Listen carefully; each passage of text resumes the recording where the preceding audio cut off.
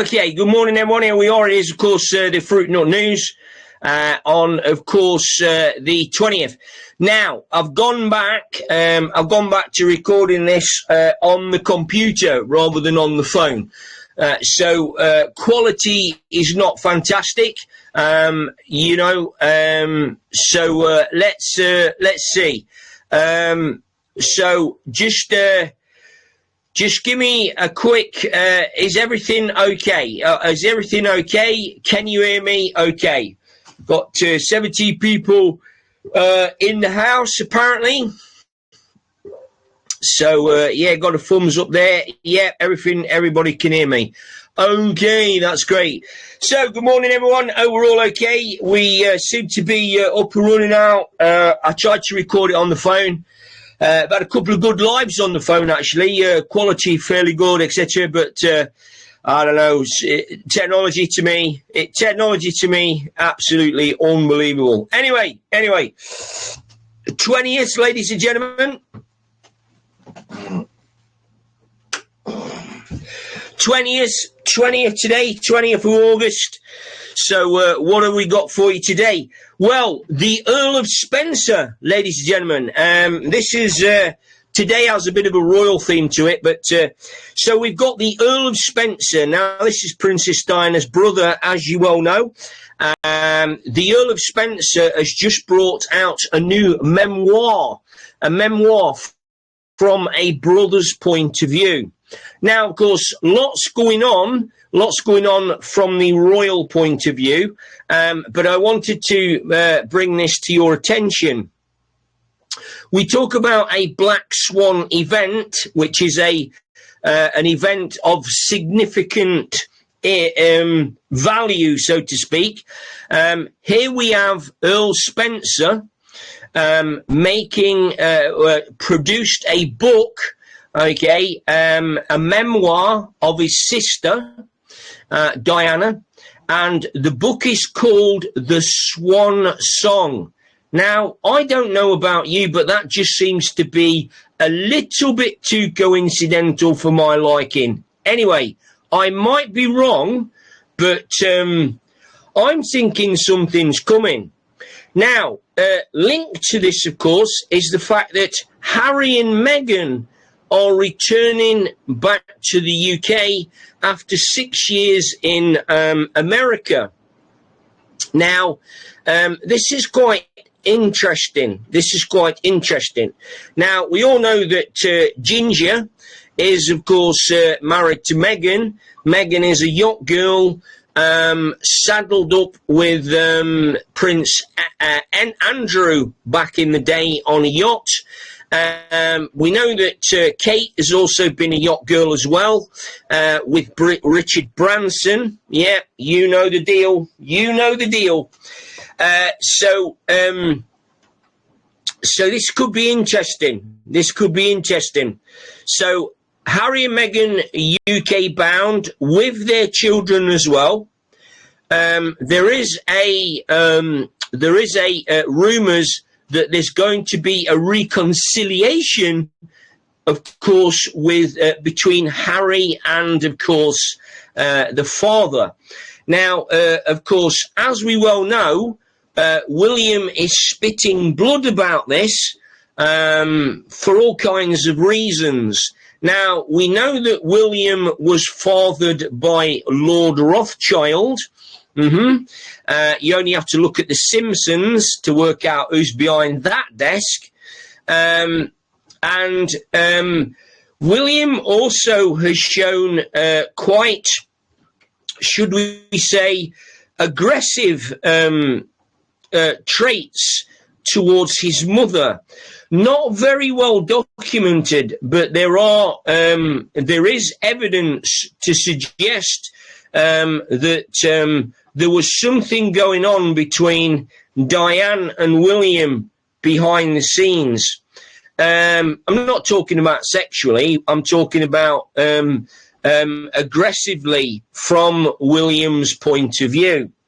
Now, that leads us to then the question: what actually happened to Kate a couple of years ago?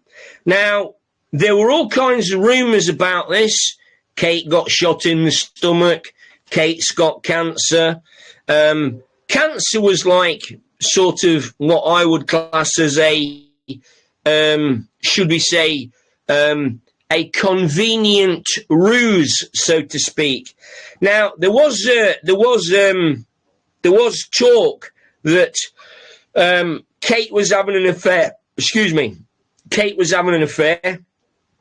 We know that Williams hadn't had affairs in the past, but there was talk that Kate had an affair. William found out. Somebody got shot. Somebody got killed, apparently. Kate got caught up somehow in the gunfire. I don't quite know. Not really bothered, to be honest, at all, really. But it's a very interesting story in regards to moving forward as we look towards the new world, as we look towards what's happening in the future. Okay. And then, of course, the king. Now we've got the king. The cancer is now being highlighted once again.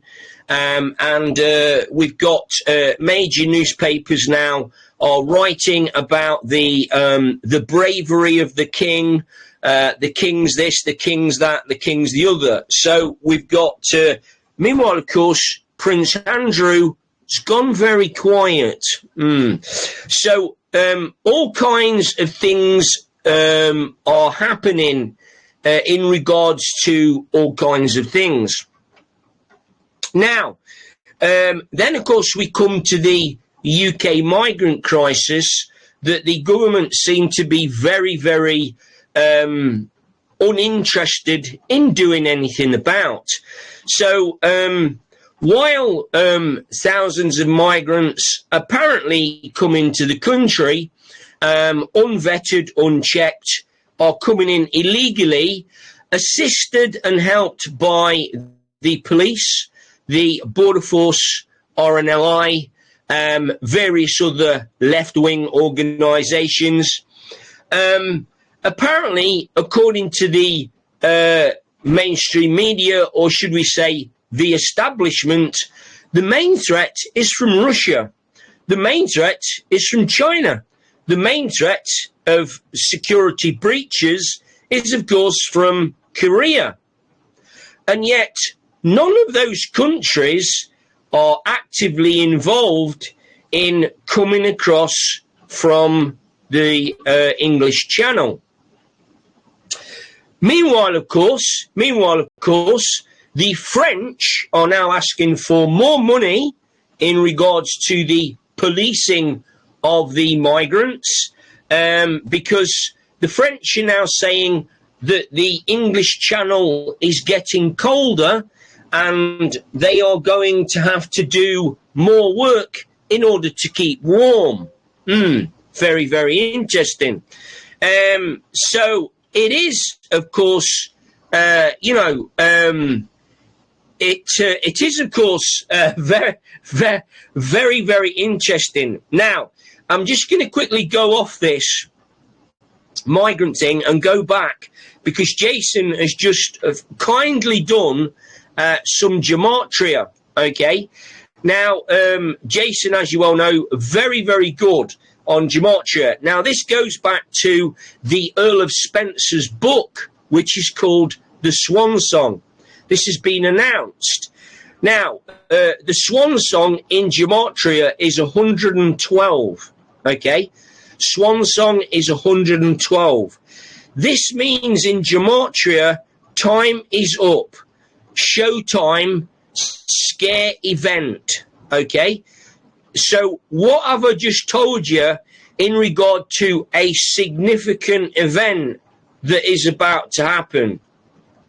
So it seems as though that we seem to be a little bit bang on the money, to be honest. Maybe that's why we couldn't get on the internet this morning. I don't know. But anyway, that's very interesting. Now, going back to the migrant situation in the UK, of course, it's now been openly discussed at ministerial level that the Home Office and the government are taking profits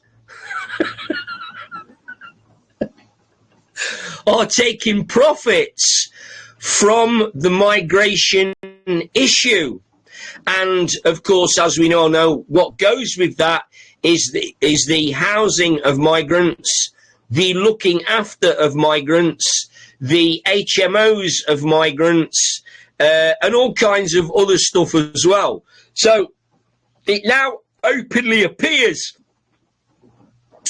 that the government, of course, are, of course, just one big money laundering operation, from child trafficking to paedophilia, to rape gangs, to migrants coming into the country, to, of course, foreign nationals being allowed asylum and claiming benefits, and the welfare bill, etc., and many, many other things. It just is simply leading, the evidence is leading to the massive amount of corruption that is taking place, not just in our country, ladies and gentlemen, and I would imagine that the British have got a hand in many, many, many other countries, as well as many, many other money laundering operations. And that's all coming to, to fruition. Now, we've obviously got this political situation divide going on, as you well know. Now we have Kemi Badenoch's come out, and Kemi Badenoch is now telling everybody to ditch net zero. Now, remember, for 14 years or so, or however long it was, the Conservative Party were all for climate change. They were all for net zero. They were all for windmills. They were all for, solar power, etc., etc. Now Kenny Badenoch is turning around, and it's just absolute bullshit. Kenny Badenoch's now turning around, telling everybody, there's a big splash in the papers, Kemi saves you 540 quid, okay, a year, okay? Sounds like a lot of money to most people. In actual fact, it's a fucking drop in the ocean. Let me tell you what that 500 quid roughly works out to. It's about £1.50 a week. So basically, Kemi Badenoch is saying, ditch net zero. We are going to save you £1.50 a week. I mean, whoopee fucking do, Kemi. You know? I mean, love, I'm not being funny. If I was you, wouldn't it be more beneficial to look at the profiteering and the scamming of all of the privatised companies across the UK that are scamming people out of gas, electric, water, food, etc., etc. And isn't it ironic, okay? Isn't it ironic that the government have decided, okay, to continue the practice that supermarkets can actually get rid of perfectly good Coca-Cola, drinks, tuna, that have apparently got an out-of-date label on them. Okay, now I don't know about you, but the average tuna, which has been in a tin, has probably been in there for anywhere between 8 and 10 years. And yet, apparently, it's going to be out of date next week. Once again, ladies and gentlemen, you see, this is what we have. This is where we have a scam that is taking place, where they are convincing you that food is going to be out of date, not only to make you throw it away, but to make you purchase more and more and more and more. Okay? That's what it's all about. That's why it's called a scamdemic. Okay? So, what else have we got? Now, Andy Burnham, this is interesting. Andy Burnham comes out, tells everybody now that he's going to look after the migrants. The police are going to look after the migrants. The government are going to look after the migrants. Migrants are welcome into the UK, irrespective of their criminal history, their mental history, etc., etc. And Andy apparently has found a pot of money that's going to help all of the rough sleepers on the streets of the UK get into a home before Christmas. Sounds very interesting. Unfortunately, it doesn't sound very feasible. If you understand the homeless plight, I have a little bit of an experience in it due to being part of a charity a few years ago. However, I'm not an expert on it. What I do know is that you can't just all of a sudden find a pot of money that is going to get all of the homelessness off the streets. Now, it was done in COVID-19, which is very interesting. Now, let's look at Manchester. Andy Burnham has come from Manchester, okay, and to my knowledge, the homeless situation in Manchester under Andy Burnham's watch has not really improved in Manchester. So how do we expect the homeless situation to get better across the UK if Andy can't fix Manchester? That's the point about the whole thing. Now, just going back to the Swan Song again, Jason's come up with a little bit more.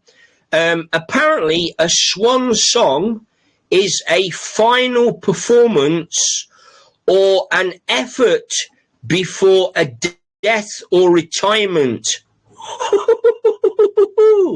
What did I tell you? I told you there was something coming. But anyway, we shall wait and see. So that's quite interesting. A Swan Song is a final performance or effort before a death or retirement. Maybe. It's all interesting stuff. Okay, all interesting stuff. What else have we got? Now, Lewis Hamilton. Lewis Hamilton, of course, as you well know, has decided in his infinite wisdom not to, of course, get shacked up with the Kardashians. Now, of course, as you well know, when you marry a Kardashian, you don't marry one of them, you marry 200 of them. And of course, I genuinely believe that the Hamilton Kardashian relationship is something on the par of the David Beckham, Victoria Beckham situation. Yes, we're talking about the secret of Victoria Beckham. We're also, of course, talking about the secret of David Beckham, who is a rather gay man. Nothing wrong with that, of course. But, of course, Victoria has a secret that she'd like to keep from you. That's also going to come out as well. And, of course, as you well know, a group of females is commonly known as a coven of witches. Yes, very, very interesting. Very, very interesting. Then, of course, that leads us to Celine Dion. Now, some people are talking fat jabs. Some people are talking Ozempic. Some people are talking Koru. If you've done any research on Koru, you will know that that is a degenerative brain disease caused, of course, by eating of human flesh, commonly found in cannibalistic tribes in, of course, tribes around the world. Now, apparently, Celine Dion is apparently doing a comeback tour in the next few months, apparently. Now, we found out that the tour is going to be called The Vampire Hour.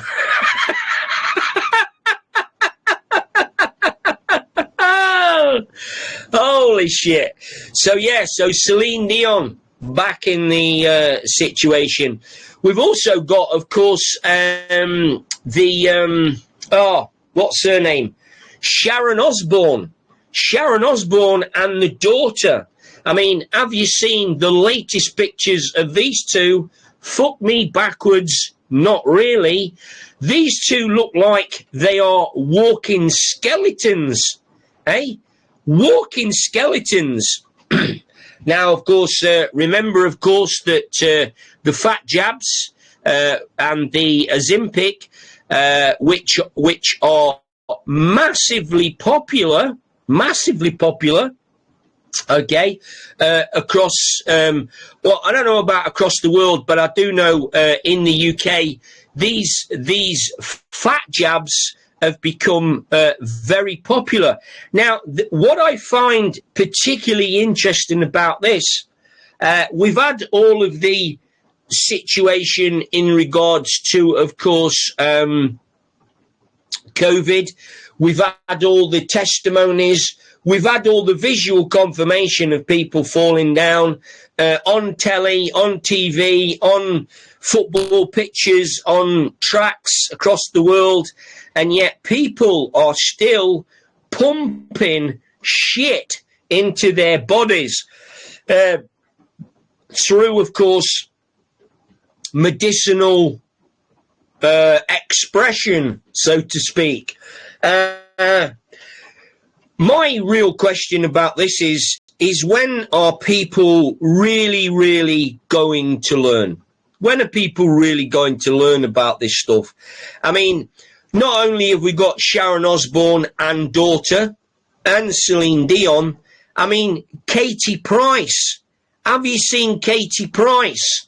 I mean, Katie Price at the moment looks like a matchstick with a pair of fucking massive tits.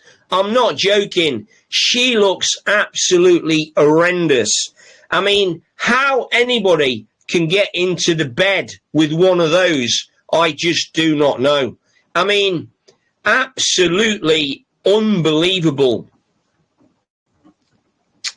And yet, of course, the mainstream media continue to pump out this positive vibe stuff in regards to these said celebrities, so to speak.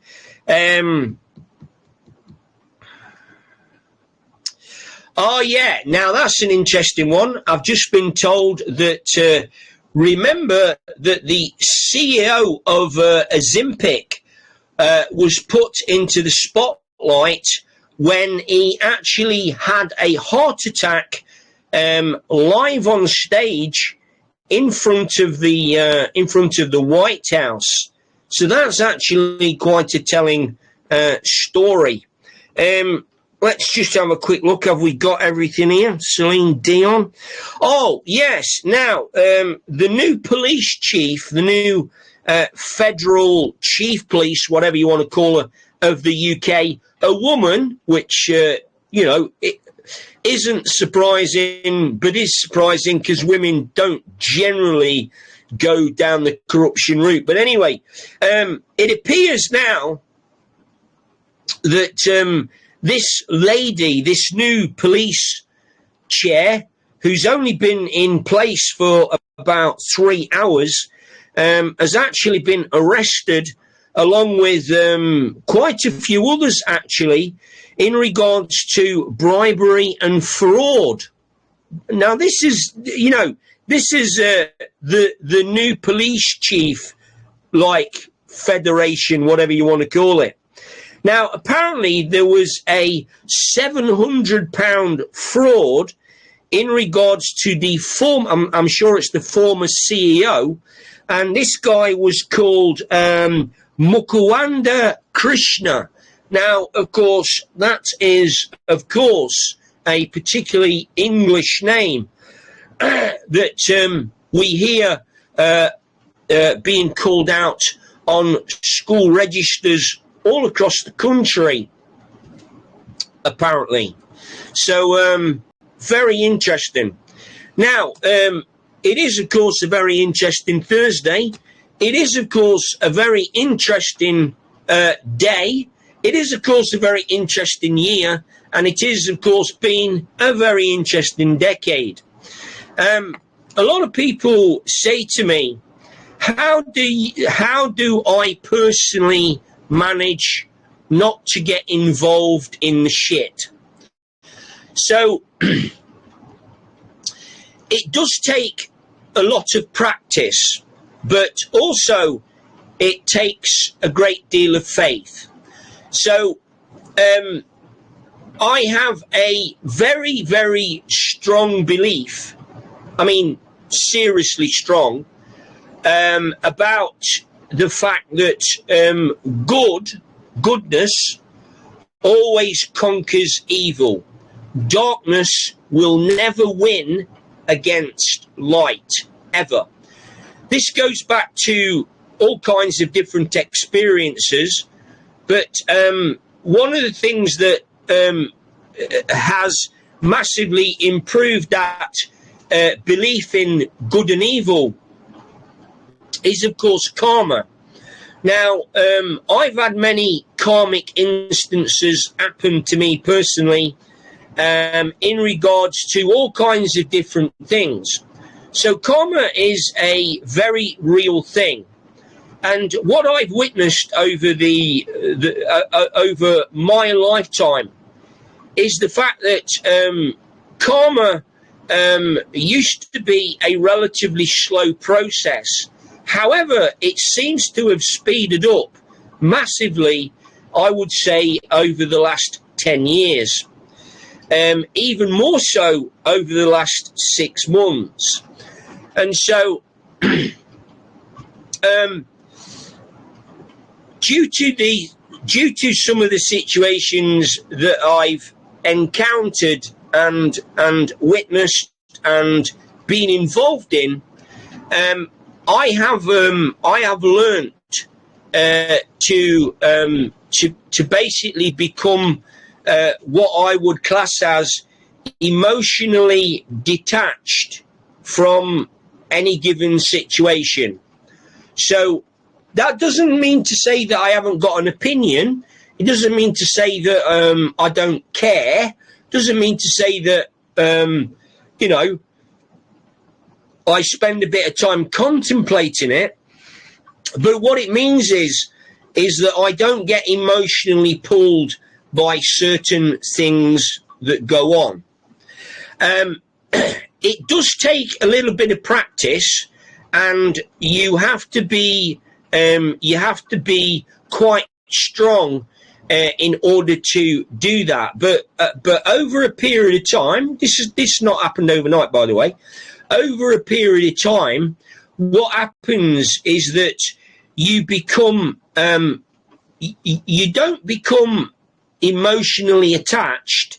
You become emotionally detached from the news cycle or the information or whatever. And what you do is you sit back at 40,000 feet and you let karma, or you let the people play out their scenario. And then generally what happens is it comes right. Now, there's a great saying in Mother Nature. We've just had a massive spell of fantastic weather during the summer period.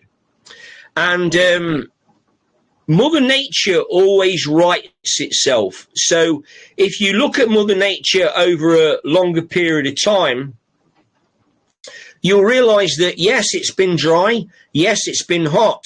Yes, it's been uncomfortable at times. However, Mother Nature never destroys itself. It will, of course, right that up with rain, etc. Now, over the last few nights and days in the northeast of England, we've had particularly long periods of rain during the night. Okay, during the night, which probably most people have missed, of course, because they've been asleep. But when you live in certain places, you can hear this magical event happen. And so this is what a lot of people miss. And so going back to, all of this stuff, I'm not one of those people that run around waving crystals and saying that everything's okay and that it's all right and proper and da-da-da-da, because I'm not. But what I genuinely believe that good will always prevail over evil. And there is a reason for that. And the reason for that is in the law of nature. The law of nature always rights itself. And the law of nature never allows, things to take over, take over. Now, this is particularly interesting when we think about the wild. Now, I just want to think about the wild for a while, okay? Now, we all know that weeds in the garden are an absolute nightmare. Now, I want you to think about weeds in wildlife. Yes, there are weeds around, but there is also a great deal of wildlife. Okay. Here's another one that you probably not noticed. Have you ever wondered why there are what they call dot leaves or dock leaves near nettles? Okay. Now, nettles, of course, have a very furry texture, which basically, when you brush by them, it gives you a sting. Now, the dock leaves, of course, have got a juice in the actual plant that neutralizes the sting. But not only that, it actually wipes away the furry nettle sting that clings to your skin and continues to keep stinging you. Very, very interesting, that. So that's just one example of course, Mother Nature providing the solution to a problem like nettles. Okay. The the same with, the same with dandelions. Okay. Let's look at honey. Honey, natural honey in your area is a great medicine against hay fever. Now, remember that hay fever is different in different areas, okay, because it's got different contexts, it's got different flowers, etc., etc. And so the hay fever that's caused in some areas obviously is different to it's caused in other areas. And so if you take local honey will help in regards to hay fever. Also as well, honey is also noted for its medicinal purposes in all kinds of different scenarios. So this is what I mean about remaining emotionally detached from, of course, the situations that are arising. Now, one of the other thing that you need to remember is that the world of the elites and the Illuminati and the narcissistics, they rely on the reaction and the frequency and the energy of the people that are taking part in, of course, the event. So let's take your typical narcissistic. Let's think about the government as a narcissistic character. Let's think about the elites as a narcissistic character. Now, narcissistic characters are absolutely priceless at creating content. They're priceless at creating divide. They're priceless at creating unrest, unease. They love confrontation. They love causing trouble. Narcissists love it when you are in fear. And I particularly don't really am bothered why that is, but I do know that they absolutely love it.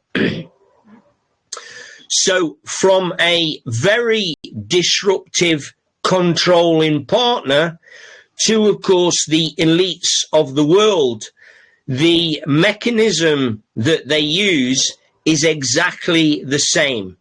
It is, of course, fear. It is, of course, the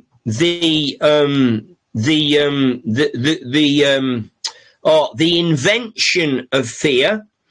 And this is what they do. This is why they create all of this propaganda, all of this warmongering. Okay, the reason that is to create this energy that they feed off, that they love. They absolutely love it.